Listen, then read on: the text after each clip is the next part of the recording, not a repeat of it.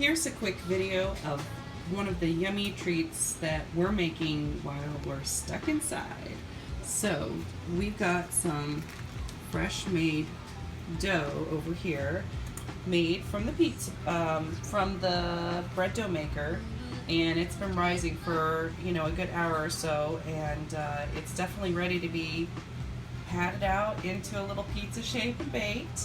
And we didn't have pepperonis at home, so we improvised, and we have yummy chopped bacon to put on top, and I'm gonna throw some onions on, and I've got some delicious green bell peppers that I needed to get cooked, but those will be so good on a pizza. So getting ready to throw it together in just a few minutes. And I can't forget the sauce that I made just yesterday. We had this as regular spaghetti sauce over pasta, but there was plenty, and this is homemade, with tomatoes and some green peppers and onions and things like that. So really delicious. Gonna throw that on too. Okay, so here I've got one of the balls all rolled out. I had done 4 balls from that recipe for dough, and now I've got some of my sauce that I made. So let's get some of this on here. I'm just gonna, not too thick, right? But we want a little flavor. So that looks good. And I've already got the oven heating to 395 degrees. So I think they say usually as hot as you can, get your oven up to. So let me grab some cheese. Okay, and again, we're hanging out at home, so we're going with whatever we've got, and it looks like I've got some Mexican and some Swiss and Gruyere. So we are gonna have a fun flavor cheese pizza. And here, and we don't want too much cheese, right? Just a little bit, so it doesn't get too heavy in calories, and kind of keep it light, It's kind of hot outside here. And get some Swiss and Gruyere. Yum yum. That'll be delicious. And this one I'm going to share with my son. So I think we're going to just do bacon on one side for him, because who doesn't love bacon? And here's for me. And then we're going to do one side for me and one side for him. So he doesn't really like onions and all that extra stuff, so that's mom's side. All right, it's going to be delicious. And I'll put some of this on here. So you see I pre-cooked these green peppers, and there's the oven. Because I didn't want them to be like raw when I was eating them on the pizza, but okay. So that looks really good. So I think I'm going to put just a little bit of, maybe just a little oregano and a little basil. So a little bit of oregano, because that gives it a nice little flavor. And I already put fresh thyme from my garden in the dough, so it's good to go. And here's some fresh basil. Whoop. Okay. And a little bit of that. And I think that's a beautiful pizza. What do you think? Yum yum. All right, time to put it in the oven.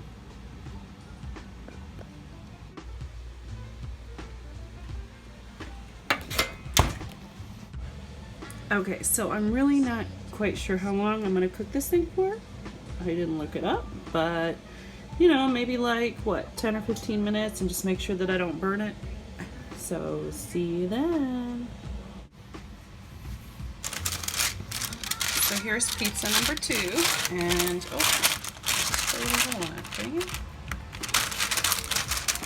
stretch that a little bit more. And I'm just using olive oil. I think a lot of people use flour or, you know, semolina or something like that to stretch it out. So this is a home pizza. Doesn't have to be just perfect, you know? All right. So here's the sauce again. And again, that first pizza is in the oven and it is smelling amazing. I'm gonna put, let's see, a little bit of the cheese, which I already put away, of course. And I'm getting kind of low on cheese, but no big deal. I think I've got a block cheese in there, and pull out the grater and on the next couple pizzas, but there we go. That's the first cheese.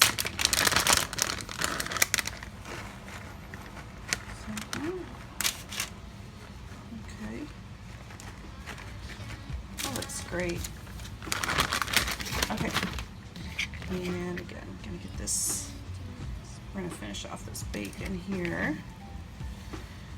I might try and find a way to save those last couple rolls of dough. We'll see. Got my onion, yum yum, on my side of the pizza. And some greens over here. I just have a few left, so just go ahead and throw those on, right? Why not? Yummy. Alright, that one's ready to go. Except for the basil and oregano. So let me grab that too. So I got our basil. Just, even though they're dried herbs, I think they smell so good. And add quite a bit of flavor to the pizza. And I think people kind of prefer basil because it's sweeter. Oregano's got that more spicy, typical Italian flavor, so test it before you put, ooh, a lot on there. Oh, and a little extra olive oil, it looks like. Whoops. So no big deal. I spilled my olive oil, but we're just gonna spread that around. And that will crisp up really nicely on that side, so no worries. Okay, so next pizza is waiting to go in, and we're just waiting to see when this one is gonna be ready. Ooh, fogged up the camera. It's getting close. And here's the finished pizza. Oh my goodness. I can't wait to dig into it. So something I forgot to mention was that I did pre-cook the bacon. And I love crispy bacon, but of course I only cooked it to like medium rare, or not medium rare, but like medium well, so that way we finish crisping up on the top of this pizza. But look at that. So one side's my son's pizza, and the other side is mommy's pizza. And we're gonna dig in right now.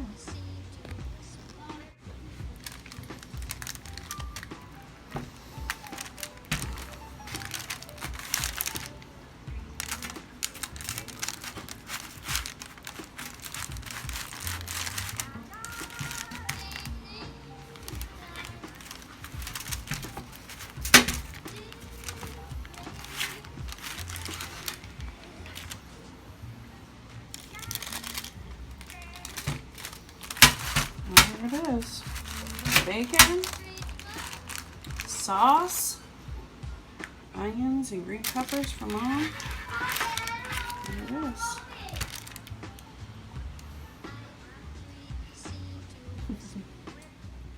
All right, here's pizza number 2.